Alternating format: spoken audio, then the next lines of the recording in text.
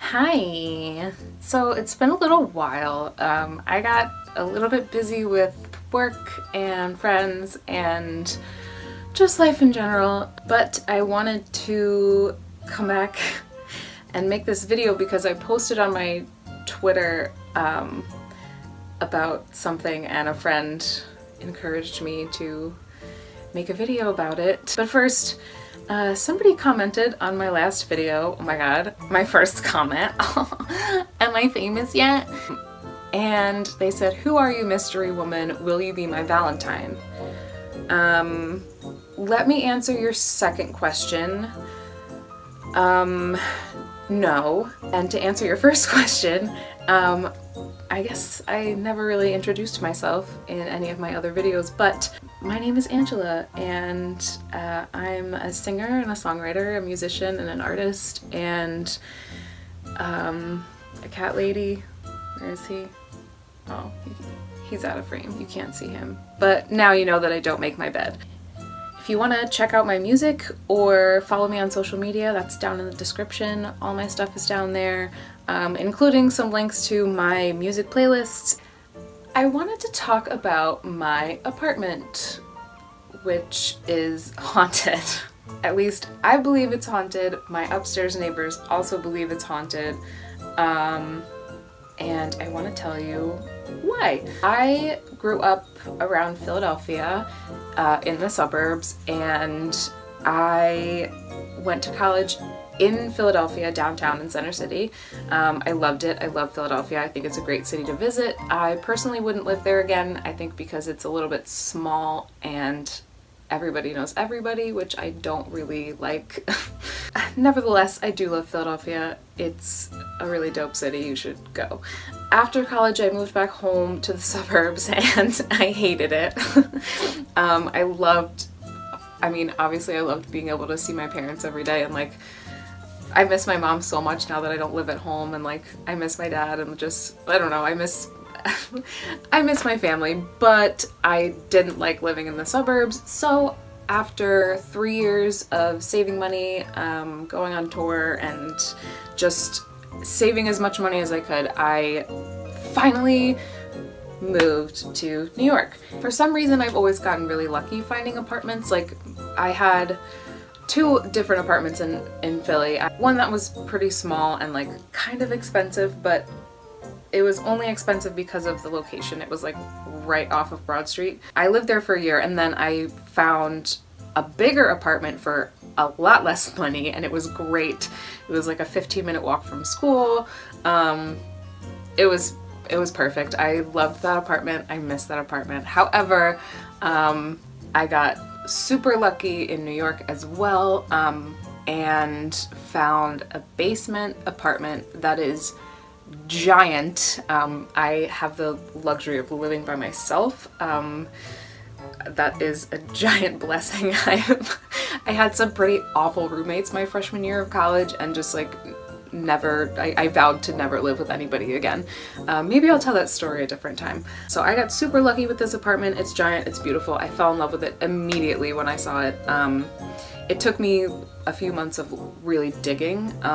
That's the trick. If you're looking for a nice apartment that's cheap, Craigslist 100%, and just be patient, give yourself time, and when you find something that you love, number one, well, maybe it's just me, but like it happened in Philly too. When I walked into this apartment, when I walked down the stairs and looked around, I just had this feeling like, oh my god, this is my apartment, like this is my home. And so just wait until you have that feeling and you're 100% sure. If you have any doubts, don't get the apartment. Just be patient and keep digging. Anyway, when I first came down, again, I loved it immediately. I was like, I need this apartment. This apartment is going to be mine. Like, I'm putting the down payment down now. And I did, after my landlady decided that it was okay that I brought my cat, because if I had to choose between a nice apartment and my cat, I would choose my cat every time. When I first came down, I didn't have any like feelings about like I didn't get any weird feelings, I guess is what I'm trying to say. But the first night that I moved in on Halloween, which is irrelevant, I guess, but kind of a funny coincidence. I never thought about it. My boyfriend at the time helped me move in, and he didn't tell me until a little bit later, but he said that when he was in the bathroom that day, with the door closed obviously, and my bathroom is super, super small, he said he felt a hand on his shoulder and thought it was one of like the moving guys, but he turned around and there was nobody there, so that was a little bit weird. Then a few nights after I moved in, okay, so my shower is weird. I will take some footage and put it on top of this, I think, because it's hard to explain, but I have like a glass shower, and on top there's like a little bit of a space between the top of my shower doors and the ceiling. There's like a little bit of space, and on top of the shower there used to be like a rod that would sit on top. It was glued to the top with what was not like, I don't know, super glue or Gorilla Glue or whatever. It was like house glue. I don't know what you call it, but like it was meant to be used to like fix things in your house and keep them from going anywhere. So it was glued to the top, and on the rod was a shower curtain, and I had bought my own shower curtain because I had been saving like all these things that I would find when I was living at home that I would want for my future apartment. So I had this cute cat shower curtain. I got it from like Five Below or something, but it was so cute, so I wanted to put that up. So I changed the shower curtain. That night, in the middle of the night, I woke up because I heard this really loud bang, I guess, and I thought, oh, you know, it's one of the first nights in the apartment, like maybe Kevin is my cat. Maybe Kevin was like, I don't know, maybe he knocked something over or whatever. So I just went back to sleep, and when I got up in the morning and went to the bathroom, I saw that the rod that was on the top of my shower, again, glued with like house glue. Somebody tell me what that's actually called. The rod that had been stuck up there was now like, part of it was here and it was leaning down, like somebody had lifted it up, like ripped it up, and then it fell. That obviously, like, to me that's like, how did that happen? Like, that couldn't have happened.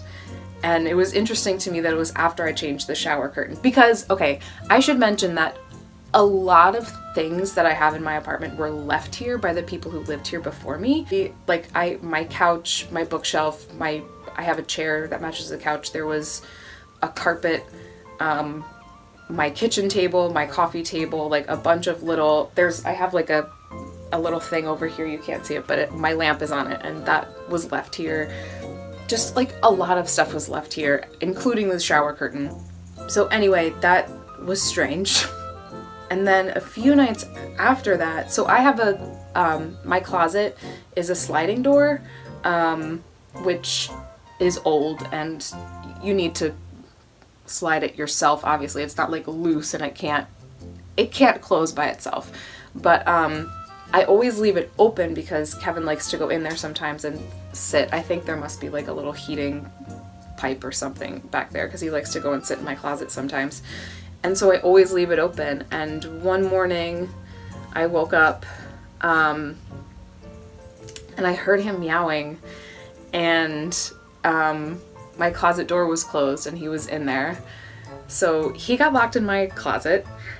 There have been a few times where like I've been cooking or something and like my cabinets will shift and like open a little bit and then close again.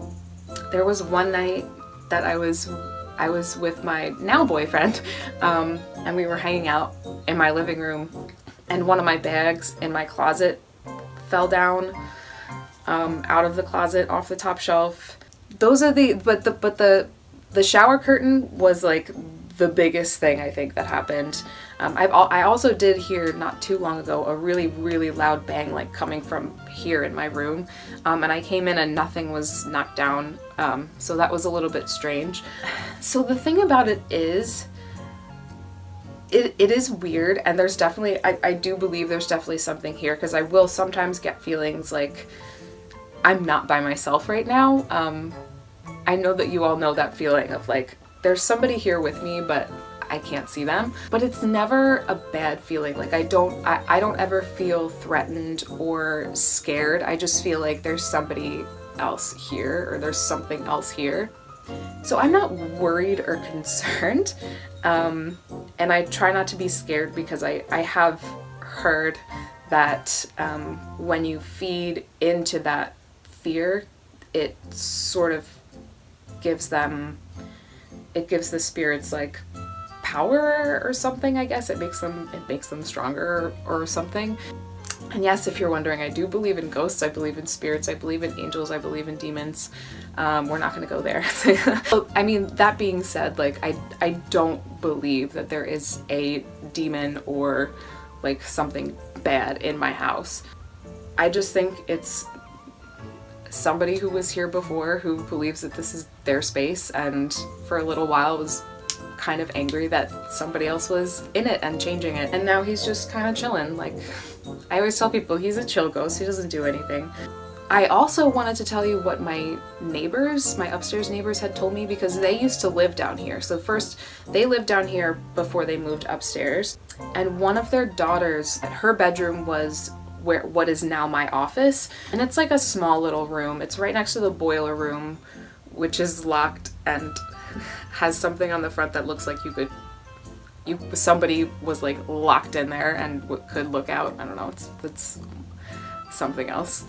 My apartment is a little bit mysterious, but so my office, she used to sleep in there, but her mom said that she used to hate sleeping in there. Like she wouldn't, because she was afraid, which is interesting again, because I've never felt threatened or afraid or anything like that. And I always, just in case, I always have like my St. Michael the Archangel candle burning, and I have rosaries all over the house, and I sprinkle holy water. Like I'm fine. Like I do it just in case, but I'm pretty sure he's a very chill ghost. But okay, what's interesting about the daughter never wanting to sleep in that room is before she even told me that, so that's my office, that's where I write my music, like my keyboard is in there, a lot of my art supplies are in there. So when I'm writing music, obviously I'm in there at the keyboard, but whenever I go in there, I could be in there for 1 minute, Kevin could be sleeping somewhere or like just chilling, and if I go into the office, he immediately comes in and starts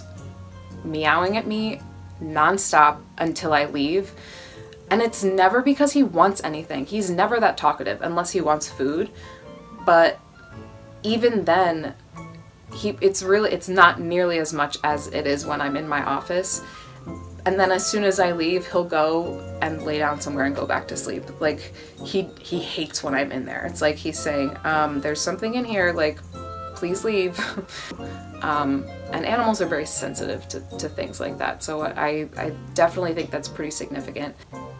Anyway, that's really it. That's all I wanted to talk about. I don't know. If anything else happens, obviously I'll do another video, but I know as soon as I say he hasn't done anything in a while, something's gonna happen, because that's how it always happens. Is I'll be telling somebody about my ghost and I'll say, oh, he hasn't done anything in a while, and then that night something happened. That's all for right now.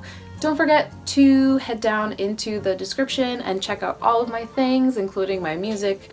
And also, if you enjoyed this video and you like my face, then you should subscribe to me. Yeah. Alright, bye.